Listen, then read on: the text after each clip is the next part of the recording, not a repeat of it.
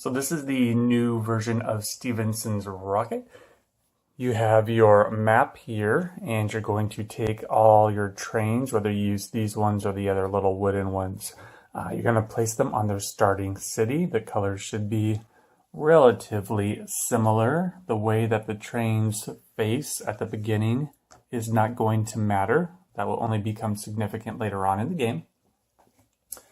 Over here you have an industry investment board, which has nothing on it at the beginning. You have your score track that's going to run around this. You're going to put each player's token up in the 0 spot. You have an industry investment for stocks in these different railroads that you have over here. Each player is going to place their marker on the 0 spot of the investment track. You're going to have a stack of tiles that are double-sided, either a straight or a curved track. You're going to have your merging track, which has multiple different ways that tracks can be laid. That will be used if you merge two rail lines together. You have your X's that will be placed on industries if those rail lines merge with another rail and become insignificant or cease to exist. You have these industry city cubes that once a city scores for any investment, you will put a cube on it to remind you that it has been scored and it will not be scored again. And that at the end of the game, you would leave all the cubes on here for any city that has industry cube on it. And any city that didn't have an industry cube, you would remove the cubes from that row. And I'll go over that again later. And you have your passenger tokens, which you will get by moving the train around the board and connecting to your opponent's stations. Each player will get a player board, station markers that they can place on the board, and investment cubes. The investment cubes are not limited to the amount you have here. If for any reason you have invested all of your cubes onto the board and there's still room to invest and you want to, you can find a substitute to do that. And that's pretty much how the game is set up before you start to play. So on your turn, you can do 3 things. You can extend a rail line, you can invest in the industries in the different cities, and you can build your stations onto the board. So for example, and you get to do 2 things on your turn. So if I wanted to move this rail line forward, I could, and for every time I move a rail line, I get 1 stock investment into that rail line. So I move the LSWR forward. So then if I was the white player, I would take my token, and for the LNW, oh, that's not the LN, the L, I want the LSWR. For the LSWR, I would move it up to the 1 spot on the investment track.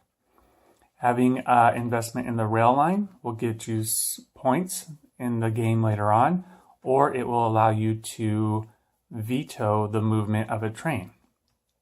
If another player had their marker up here, and this player, or sorry, on the same line, so if this player had their marker on the line and then I chose to move the train, all right, this person could call for a veto. And then what you do is you have a bidding round. So you would just go from the player to my left. If the player to my left was invested in the rail line, they could bid any number of shares that they have to veto my movement. So let's say the person to my left was not invested, and then it goes to the next person. And let's say that person is the blue player. If they didn't want the train to move in the direction it moved, they could bid, let's say, 2 shares to veto that movement. And then it would go to the next player, and if they weren't invested, then it would go back to me. And then if I had 2 shares, all I would have to do is match their bid. I don't have to exceed it. I just have to match it. And if I match it, I get to do what I want. But if I don't, then they veto that move and it does not happen. All right, so I moved that 1 space. So I am up 1 on the investment track. Now I get a second action that I can do.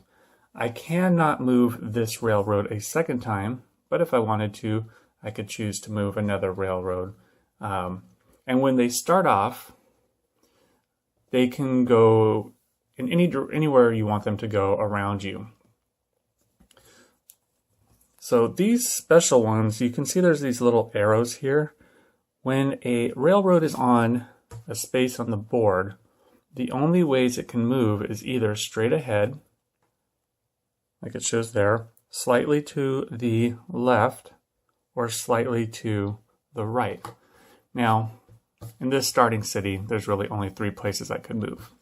But, for example, this railroad or that railroad, all right, they could start in any direction they want. They could go this way, any of these directions around here, they could move the railroad that direction. But once they make that decision, let's say they moved it here, downwards, that would be it. Then now it could only move on its next turn here, here, or here. And then again, if someone moved it to either here, here, or here, another person who's invested could veto that move if that's not where they wanted it to move to. So for my second move, I could move this train here. That is the GWR. And in the GWR, I would get 1 investment into that company. I'm going to go over one thing about the veto real quick. I set up this little scenario just because I don't want to give the impression that if someone vetoed the movement, the train doesn't move. That's not the case. The train has to move.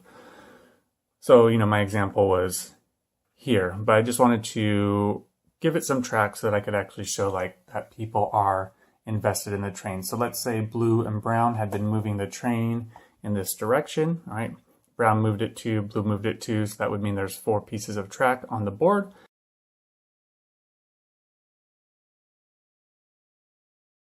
And now it's my turn and I'm the white player. And I say, I am going to move the train here. All right, now that's any other player. Let's say the blue player calls a veto. What would happen is then whoever's sitting to my left would have the option to bid to move the train in a different direction. And you can bid only if you are invested. So me as the white player, this was going to be my first move. I don't have any stock in the company yet, but blue and brown do. So let's say the person to my left was the blue player. They could say, I'm going to bid 1 share of stock to move it in this direction. And then it would go around the table. And let's say the brown player was next. Then the brown player would have to match exceed the 1 bid, and the browns invested in 2.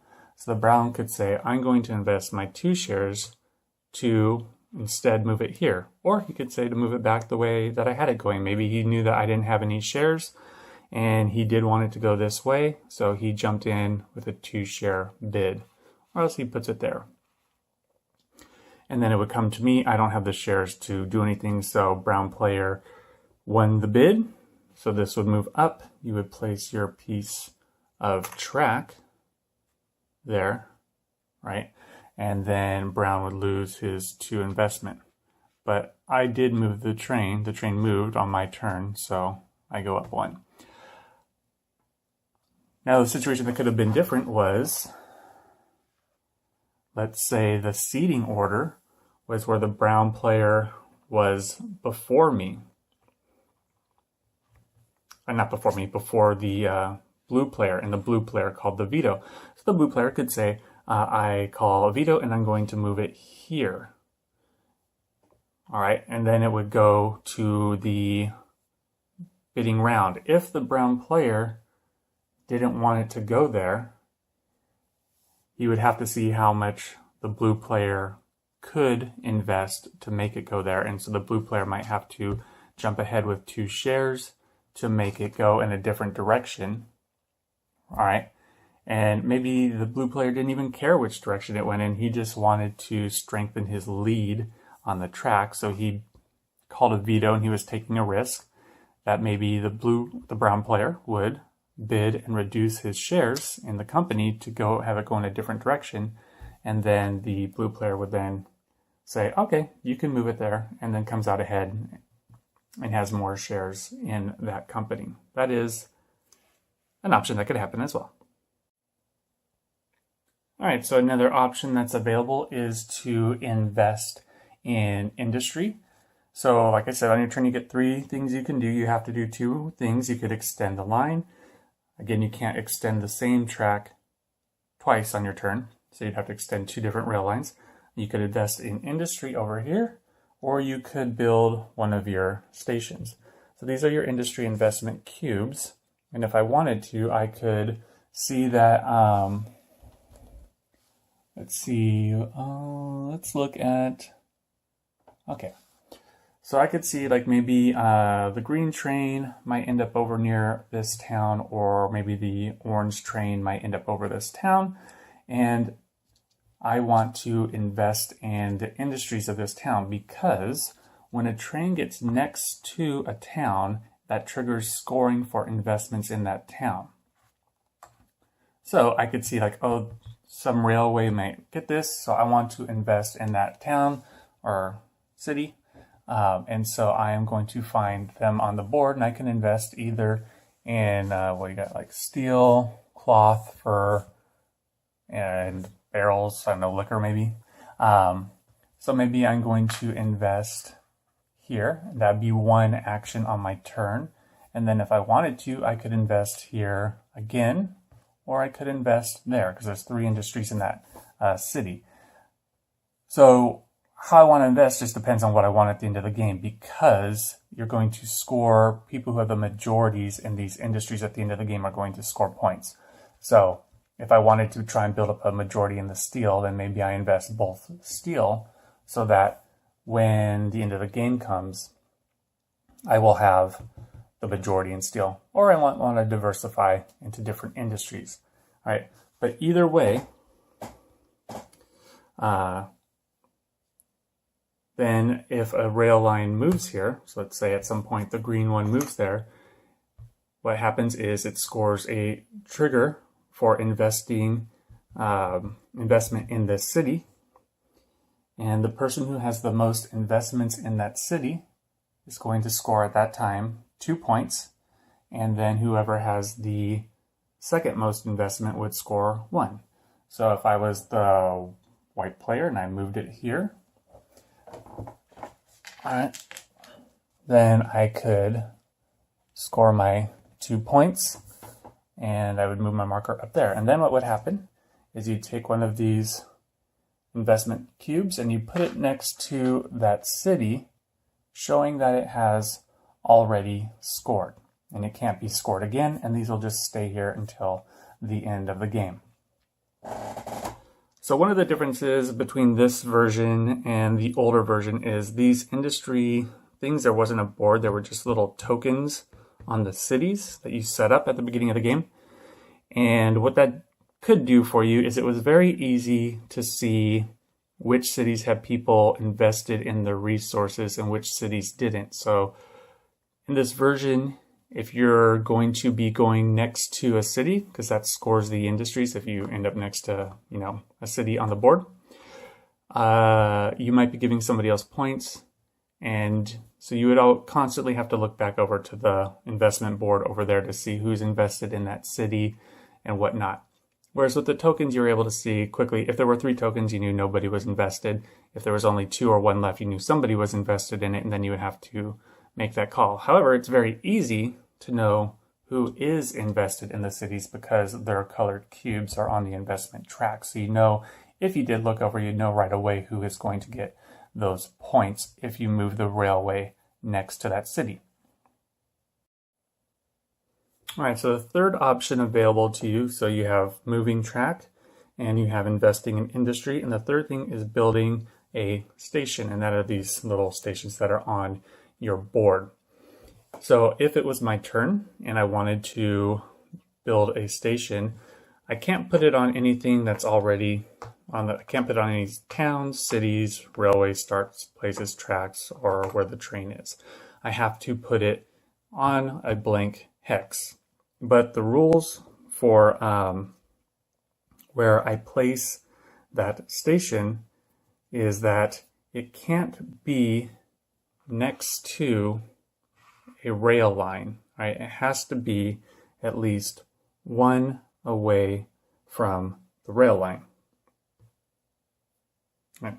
So let's see. So I could put it there if I wanted, because it's one away from both of these. All right, I could put it here. Up here's a rail line. So I couldn't put it anywhere around this rail line, but I could put it here if I wanted to. So why am I putting stations on the board? When a rail line, well, there's two things that happen. If the rail line connects to your station and it's your opponent who makes it connect to your station, then that opponent will get a passenger, all right, which will give them points at the end of the game. But then it also gets your station onto the rail line, which will score you points during the game.